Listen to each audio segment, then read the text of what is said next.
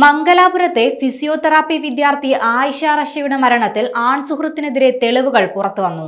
21-കാരിയായ ആയിഷയെ ആൺസുഹൃത്തായ ബഷറുദ്ദീൻ മാനസികമായി പീഡിപ്പിച്ചിരുന്നു എന്നതിന്റെ തെളിവുകൾ പോലീസിന് ലഭിച്ചിട്ടുണ്ട്.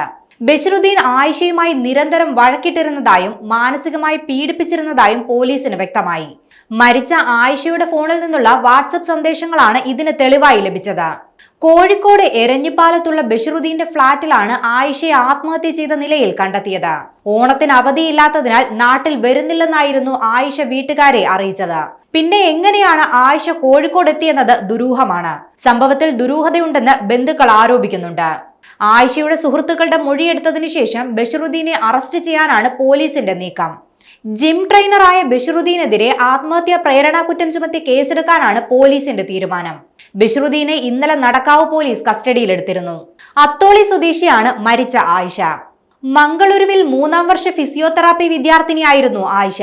കോളേജിൽ നിന്നും കോഴിക്കോട്ട് എത്തിയെങ്കിലും അത്തോളിയിലെ വീട്ടിലേക്ക് പോയിരുന്നില്ല. എരഞ്ഞിപ്പാലത്തുള്ള ബഷറുദ്ദീന്റെ വാടക വീട്ടിലേക്കാണ് ആയിഷ എത്തിയത്. കോഴിക്കോട് ജിം ട്രെയിനറായി ജോലി ചെയ്യുകയാണ് ബഷറുദ്ദീൻ. 2 വർഷക്കാലമായി അടുപ്പത്തിലാണ് ബഷറുദ്ദീനും ആയിഷയും. ബഷറുദ്ദീൻ തട്ടിപ്പുകാരനാണെന്ന ആരോപണമാണ് ബന്ധുക്കൾ ഉയർത്തുന്നത്. ആയിഷ ഇയാൾ മർദ്ദിച്ചിരുന്നുവെന്ന് സുഹൃത്തുക്കൾ പറഞ്ഞതായും ഇയാൾ യുവതിയെ ബ്ലാക്ക്മെയിൽ ചെയ്തിരുന്നുവെന്നും ബന്ധുക്കൾ ആരോപിക്കുന്നുണ്ട്.